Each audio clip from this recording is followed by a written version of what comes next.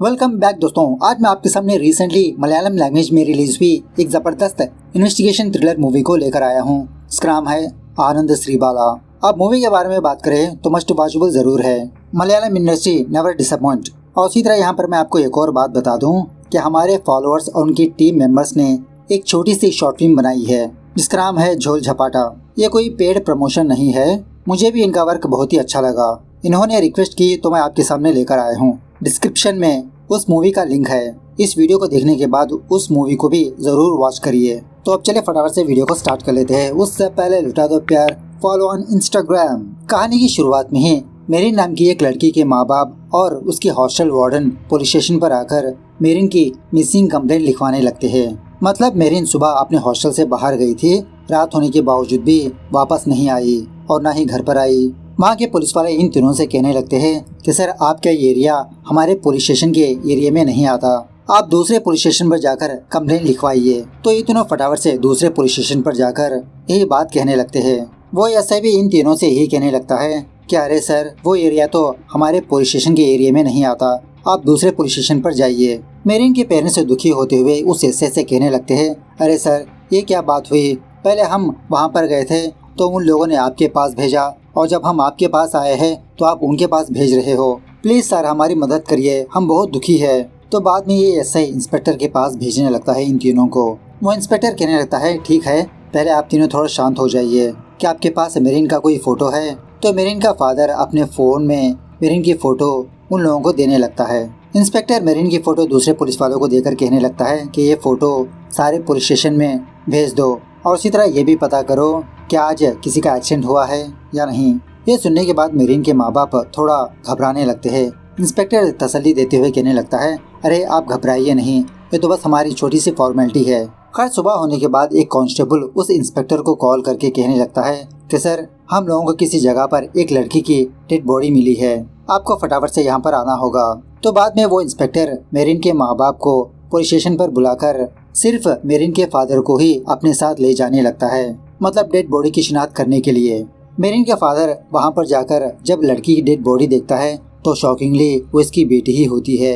ये देखकर बेचारा मेरिन का फादर बहुत फूट फूट के रोने लगता है। उसके बाद पुलिस वाले इस केस की इन्वेस्टिगेशन करके केस क्लोज कर देते हैं कि मेरिन ने आत्महत्या कर लिया। इसके बॉयफ्रेंड का नाम होता है रोनी। पुलिस वाले इसको भी बहुत सताते हैं लेकिन इस केस में रोनी का कोई हाथ नहीं होता। लेकिन मेरिन का फादर मीडिया वालों के सामने आकर यही कहते रहता है कि मेरी बेटी बहुत ही बहादुर है, इंटेलिजेंट, मेरी बेटी आत्महत्या नहीं कर सकती। पुलिस वाले ने जानबूझकर इस केस को क्लोज कर दिया।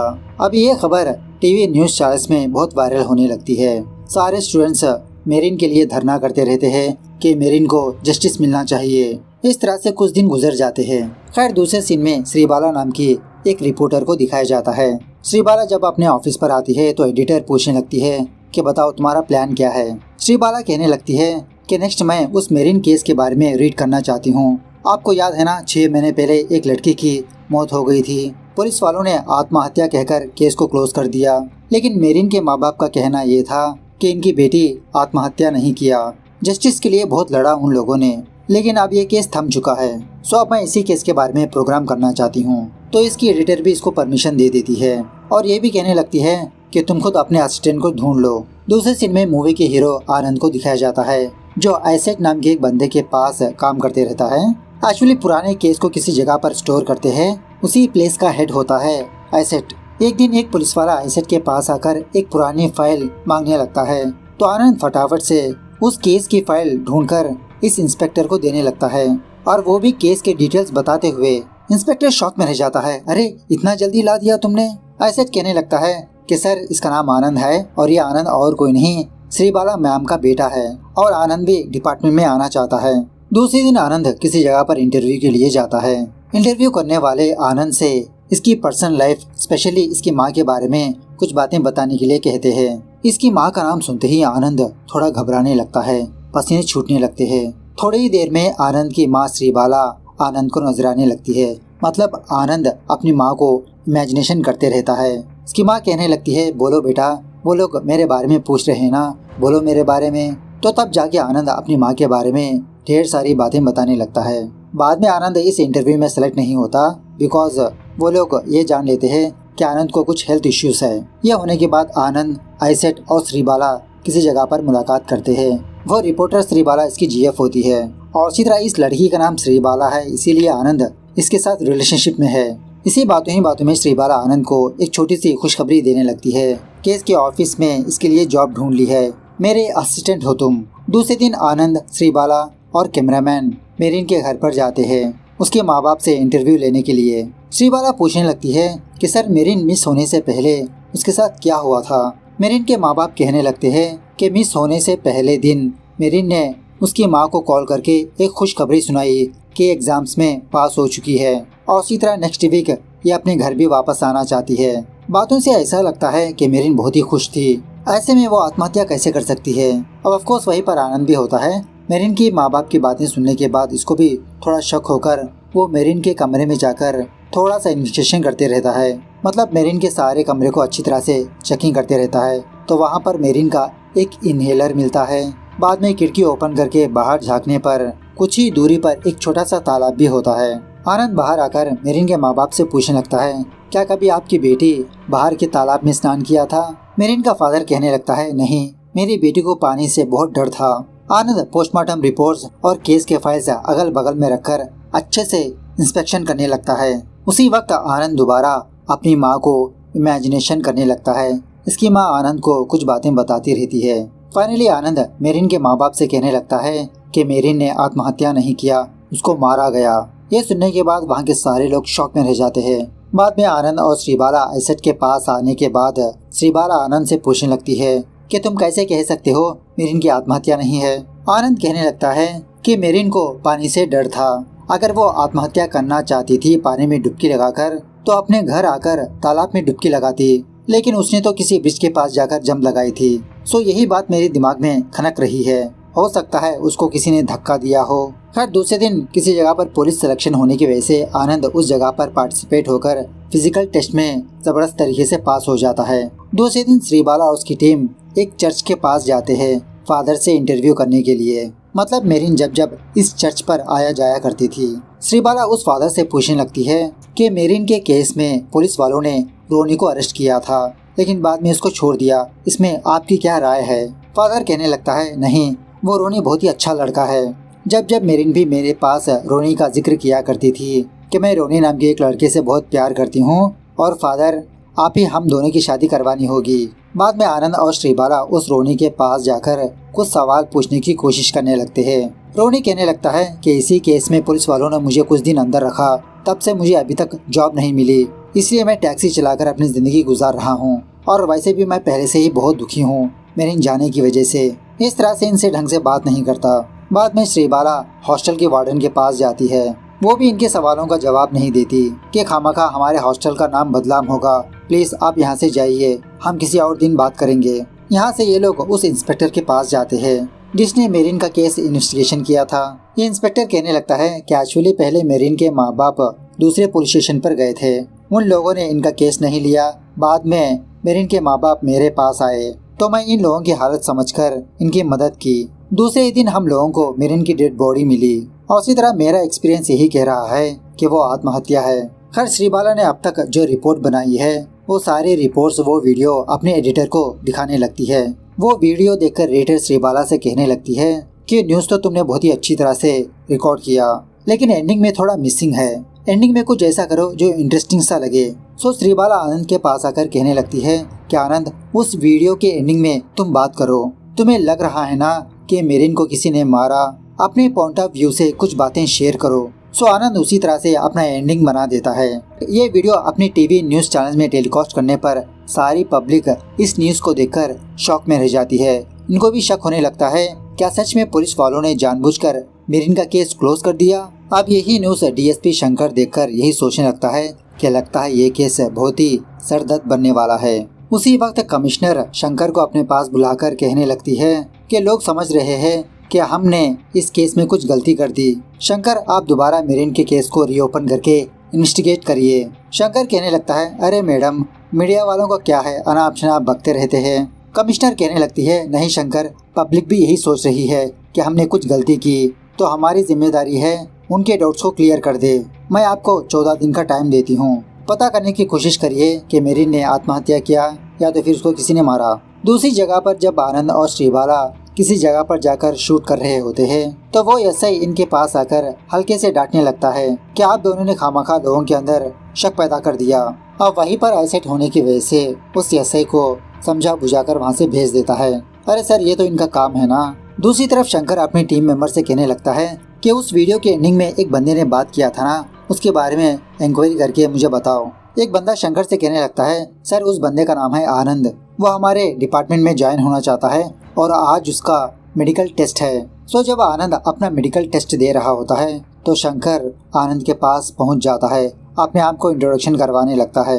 जब इसकी माँ के बारे में पूछने लगता है तो ये थोड़ा घबराने लगता है। उसी वक्त आनंद अपनी माँ को इमेजिनेशन करने पर इसकी माँ आनंद को यही कहने लगती है कि बताओ बेटा मेरे बारे में। इस तरह से हिम्मत देने पर तो आनंद निडर होकर शंकर को अपने बारे में बताने लगता है। शंकर यही सोचने लगता है कि अपने बगल में देखकर किससे बात कर रहा है, लगता है इसको कुछ मेडिकल इशू है। इस तरह से मेडिकल में फेल करवा देता है। जब ये बात एसिड को पता चलती है तो एसिड शंकर के पास जाता है आनंद की सिफारिश करने के लिए। शंकर कहने लगता है, अरे एसिड सर, मेरी आनंद की कोई पर्सनली दुश्मनी नहीं है, उसकी मेंटल कंडीशन कुछ ठीक नहीं है। आप जानते हो ना, डिपार्टमेंट में हर एक चीज परफेक्ट होनी चाहिए। और उसी ऑफिस के बाहर आनंद भी होता है। शंकर आनंद के पास आकर हल्के सा इसका मजाक उड़ाते हुए एक साइकियाट्रिस्ट डॉक्टर का नंबर भी देने लगता है कि आनंद पहले तुम अपना अच्छे से इलाज करवा लो, उसके बाद डिपार्टमेंट ऑलवेज वेलकम्स यू। आनंद वापस अपने घर पर आकर जब बहुत दुखी हो रहा होता है, इसकी माँ दोबारा इसको नजर आती है। आनंद कहने लगता है कि माँ, मैं तो बस सच को सामने रखने की कोशिश की कि मेरिन को किसी ने मारा, लेकिन इसी बात के लिए वो शंकर मुझे रिजेक्ट कर दिया। इसकी माँ कहने लगती है, तो बेटा तुम प्रूफ कर दो ना कि मेरिन की आत्महत्या नहीं है। सो आनंद उस शंकर को कॉल करके यही बात कहने लगता है कि सर, मैं अभी भी यही बात कह रहा हूँ कि मेरिन को किसी ने मारा गया। शंकर भी आनंद को चैलेंज करने लगता है, तो तुम प्रूफ कर दो कि मेरिन ने आत्महत्या नहीं की। दूसरे दिन वो कमिश्नर शंकर को अपने पास बुलाकर केस का प्रोग्रेस पूछने लगती है। शंकर कहने लगता है कि मैडम 90% मेरिन ने आत्महत्या की। कमिश्नर पूछने लगती है, जिसका मतलब 10% मेरिन को किसी ने मारा है। देखो शंकर, इसमें ईगो दिखाने की कोई जरूरत नहीं। तुम उस टीवी न्यूज चैनल वाले लड़के को अपने टीम में शामिल कर लो, वो भी इस केस में तुम्हारी मदद करेगा। उसने बैठे बैठे ही काफी सारे डाउट्स रेज किया है, लेकिन शंकर ये नहीं चाहता कि आनंद इसकी मदद करे। दूसरी तरफ आनंद भी इसी केस के बारे में बहुत ही डीपली सोच रहा होता है कि कैसे प्रूफ करूं कि मेरिन को किसी ने मारा है। आनंद श्रीबाला और एसिड को साइबर क्राइम ऑफिस पर ले जाकर कुछ सीसीटीवी फुटेज को चेक करने लगता है। आनंद ये ऑब्जर्व करता है कि जिस दिन मेरिन मरी थी उस दिन मेरिन ने किसी दुकान पर गई थी। तो आनंद उस दुकान पर जाकर मेरिन के बारे में पूछने लगता है। वो लड़की कहने लगती है, अरे इस लड़की का नाम मेरिन है, उस दिन वो मेरे दुकान पर आकर एक गिफ्ट को खरीदा था। इस तरह से वो गिफ्ट आनंद को दिखाने लगती है। आनंद मेरिन के सारे फ्रेंड्स को कॉल करके पूछने लगता है, क्या उस दिन मेरिन ने अपने किसी फ्रेंड को गिफ्ट दिया था? तो सारे लोगों का जवाब ना होता है। इसी दरमियान में मेरिन का एक फ्रेंड का नंबर नॉट रीचेबल होता है, मतलब स्विच ऑफ होता है शायद। दूसरी तरफ शंकर हना नाम की एक बंदी के पास आकर पूछताछ करने लगता है। हना शंकर का किसी भी सवालों का जवाब नहीं देती, बहुत ही टेंस में होती है, बहुत रोती रहती है। तभी हना का फादर शंकर को साइड में बुलाकर कहने लगता है, सर कुछ दिनों पहले हना के भाई की डेथ हो गई थी, उस टाइम से ये थोड़ा डिप्रेशन में चली गई। इसके कुछ दिनों के बाद मेरिन से मुलाकात हुई, ये दोनों बहुत ही अच्छे फ्रेंड्स बने, लेकिन अब मेरिन भी इस दुनिया में नहीं रही। तो हना और दुखी हो गई। अब हना की प्रॉब्लम समझकर शंकर वहाँ से चला जाता है। दूसरी तरफ आनंद और श्रीबाला पोस्टमार्टम रूम में काम करने वाले एक बंदे के पास जाकर मेरिन के बारे में पूछने लगते हैं, मतलब पोस्टमार्टम करते समय आपने कुछ ऑब्जर्व किया? वो बंदा कहने लगता है कि मेरिन के डेड बॉडी पर छोटे मोटे जख्म थे। आनंद पूछने लगता है, क्या उसका बलात्कार किया गया था? वो बंदा कहने लगता है, नहीं, मेरिन का किसी के साथ झगड़ा हुआ था और उसी तरह उसकी एक कान की इयररिंग टूटी हुई थी। उस दिन मेरिन के पेरेंट्स ये भी कहा था कि मेरिन के हाथ की रिंग मिसिंग है। उसके बाद आनंद और एसेट नदी के पास जाकर एक बंदे से मुलाकात करते हैं। इसी बंदे ने पहली बार मेरिन की डेड बॉडी देखकर बाहर निकाली थी। इस बंदे से थोड़ा रफली पूछने पर यह बंदा एक छोटी सी बात कबूल कर लेता है कि सर पुलिस वालों ने मुझे छोटा सा अमाउंट दिया, अब वो पैसे मुझे कहाँ तक आएंगे, इसलिए मैंने उस लड़की की रिंग निकालकर मुंह में रख ली। आनंद पूछने लगता है, क्या वो रिंग लूज थी या टाइट थी? वो बंदा कहने लगता है, सर वो रिंग तो लूज ही थी, सो आनंद सोचने लगता है अगर किसी की भी डेड बॉडी ज्यादा देर तक पानी में रहेगी तो डेड बॉडी थोड़ा फूलने लगेगी, लेकिन मेरिन की डेड बॉडी फूली नहीं, जिसका मतलब मेरिन की डेड बॉडी कुछ घंटों के लिए ही पानी में थी। घर वापस आने के बाद आनंद को मेरिन के फोन के बारे में याद आता है, तो आनंद फटाफट से अपने एक फ्रेंड लालू को फोन करके मेरिन के फोन नंबर के डिटेल्स हासिल करने के लिए कहता है। ये लालू एक हैकर टाइप होता है। लालू आनंद से कहने लगता है कि आनंद उस फोन का IMEI नंबर दे दो मुझे। तो आनंद मेरिन के फादर को कॉल करके इसी के बारे में पूछने पर इनको भी IMEI नंबर के बारे में आइडिया नहीं होता और ऊपर से फोन का बक्सा भी नहीं होता। यही बात आनंद अपने फ्रेंड लालू को बताने पर लालू कहने लगता है ठीक है आनंद, मेरिन मरने से पहले क्या वो किसी गवर्नमेंट वेबसाइट में लॉगिन किया था? तो आनंद अच्छे से सोचने के बाद मेरिन की फादर की बातें याद आती है कि मरने से पहले मेरिन एग्जाम्स में पास हुई थी, उसने अपना रिजल्ट चेक किया था। तो यही बात अपने फ्रेंड लालू को बताने लगता है कि इस डेट को इस टाइम पर मेरिन का रिजल्ट आया था, उसने अपना रिजल्ट चेक किया। लालू इसी डिटेल की मदद से हैक करके ये बताने लगता है कि आनंद अब वो फोन चेन्नई में है। आनंद आइसेट के पास आकर यही सारी बात बताते हुए ये चेन्नई जाने लगता है। आइसेट कहने लगता है कि आनंद तुम अकेले वहाँ पर जाना सेफ नहीं है। अयप्पन नाम के एक पुलिस वाले को इसके साथ भेजने लगता है और यह अयप्पन टेम्परेरी थोड़ा सस्पेंड होता है। उसके बाद आइसेट उस DSP शंकर को कॉल करके ये बात कहने लगता है कि सर आनंद मेरिन का फोन ढूंढते हुए चेन्नई जा रहा है।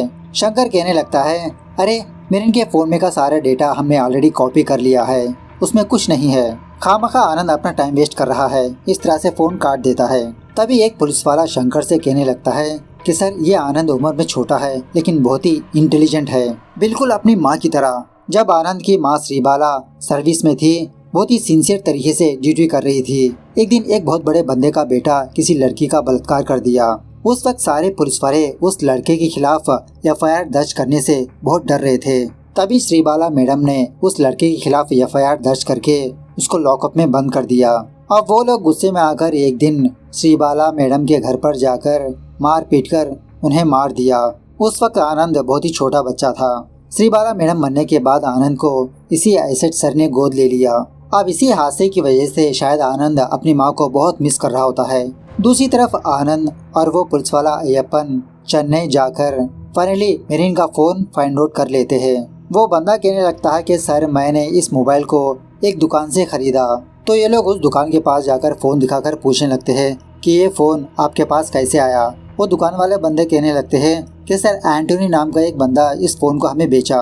ये एंटोनी कॉलेज स्टूडेंट्स को सीट दिलवाने का काम करते रहता है। सो आनंद इस एंटोनी के पास जाकर कहने लगता है कि मेरी बहन को LLB की सीट चाहिए। इस तरह से अपनी बहन की मतलब मेरिन की फोटो दिखाने लगता है। मेरिन की फोटो देखने के बाद वो एंटोनी भागने लगता है। ये तीनों लोग जबरदस्त तरीके से चेजिंग करने लगते हैं। लंबी चेजिंग होने के बाद फाइनली शंकर उसकी टीम यहाँ पर आकर इस एंटोनी को पकड़ ही लेते हैं। एक्चुअली शंकर आनंद को लाइक नहीं कर रहा होता, लेकिन जब दूसरा पुलिस वाला आनंद और उसकी माँ के बारे में कुछ बातें बताई तो आनंद के लिए सॉफ्ट कॉर्नर पैदा हो जाता है। इसके अंदर आनंद को मदद करने का डिसाइड कर लेता है ये। उसके बाद शंकर इस एंटोनी को पुलिस स्टेशन पर लाकर इंट्रोगेट करने लगता है। एंटोनी कहने लगता है कि सर आजकल की लड़कियां बहुत ही खतरनाक है। पहले ये मेरिन मेरे साथ रिलेशनशिप में थी, बाद में मुझे धोखा देकर दूसरे लड़के के साथ रिलेशनशिप कर लिया। गुस्से में आकर मैंने उसको मार दिया। इस तरह से अपना जुर्म कबूल करने पर शंकर यही बात आनंद को फोन करके सुनाने लगता है। यह सुनने के बाद श्रीबाला भी बहुत खुश होने लगती है कि आनंद तुम्हारा शक सच हुआ, तुमने एक केस को सॉल्व कर लिया। लेकिन आनंद को दोबारा इस केस में थोड़ा बहुत शक होने लगता है। श्रीबाला से कहने लगता है कि अगर सच में मेरिन ने एंटोनी से प्यार किया तो ये बात रोनी को पता होगी ना, उससे जाकर पूछते हैं। इस तरह से आनंद रोनी के घर का एड्रेस फाइंड आउट करके उसके घर के पास जाता है। बात यह है कि आज ही रोनी की माँ की डेथ हो चुकी होती है। घर में गम का माहौल होता है।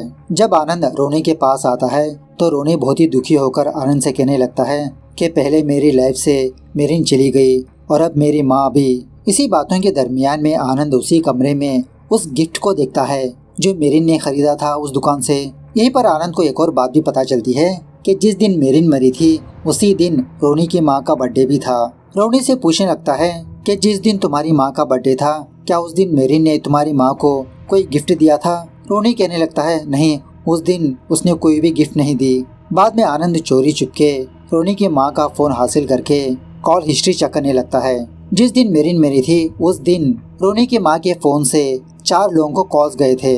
ये 4 नंबर्स नोट डाउन करके अपने फ्रेंड लालू को फोन करके कहने लगता है कि इन नंबर्स के डिटेल्स हासिल करके मुझे बताओ। लालू कुछ डिटेल्स हासिल करके आनंद से ये कहने लगता है कि इन 4 नंबर्स में से हैना का भी नंबर है। मतलब एक दिन आनंद ने इसी हैना को फोन किया था तो वो कनेक्ट नहीं हुआ था। तो आनंद उस हैना को फोन करके पूछने लगता है कि जिस दिन मेरिन मरी थी उस दिन क्या रोनी की माँ ने तुम्हें कॉल किया था?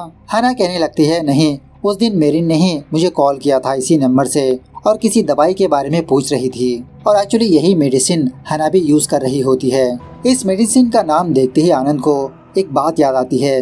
जब पहली बार आनंद और श्रीबाला रोनी से पूछताछ करने के लिए गए थे तो उसकी गाड़ी के डैशबोर्ड में यही दवाई थी। आनंद फटाफट से शंकर के पास आकर कहने लगता है कि सर हमें रोनी की माँ का पोस्टमार्टम करना होगा।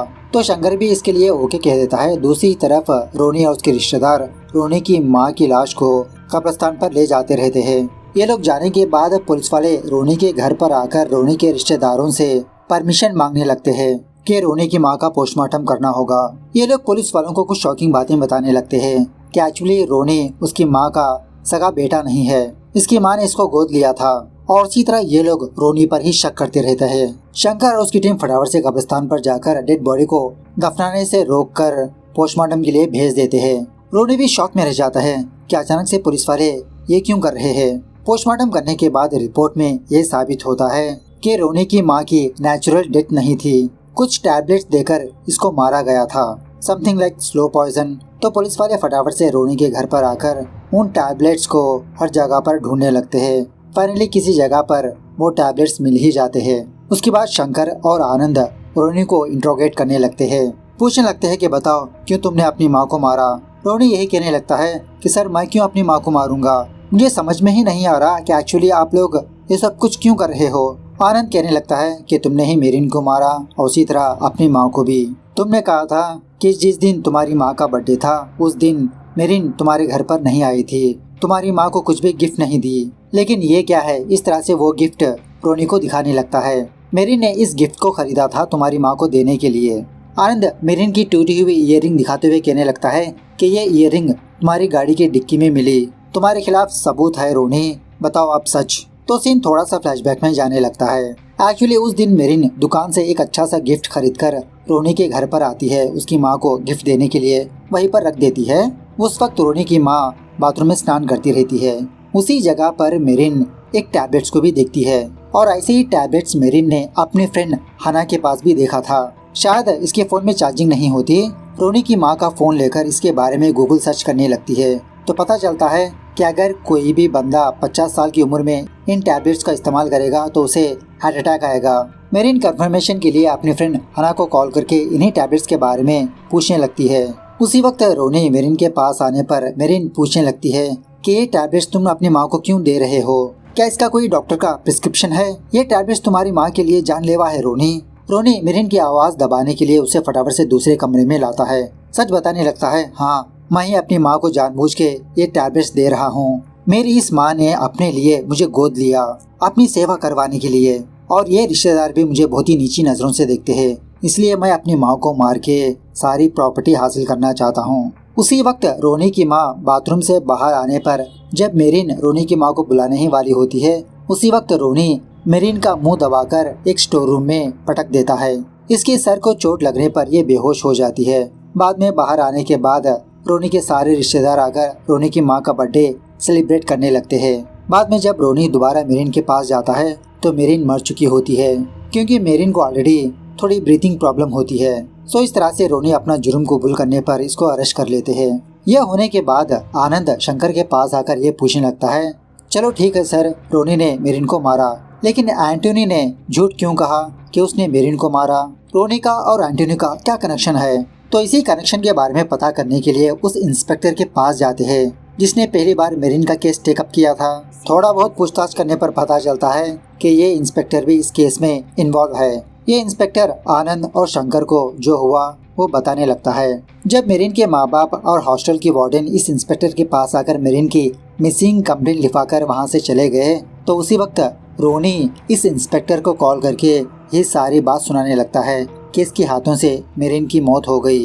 एक्चुअली ये इंस्पेक्टर रोनी का रिश्तेदार होता है। घर आकर देखने पर वो तो मेरिन की लाश होती है। प्रॉपर्टी हड़पने में इसका भी हाथ होता है। मेरिन की डेड बॉडी को ठिकाने लगाने के लिए वो पुलिस वाला एंटोनी को यहाँ पर बुलाता है और ये भी कहने लगता है कि इन द फ्यूचर अगर तुम पकड़े गए तो ये कह देना कि मेरिन ने तुम्हें धोखा दिया, इसीलिए तुमने उसे मार दिया।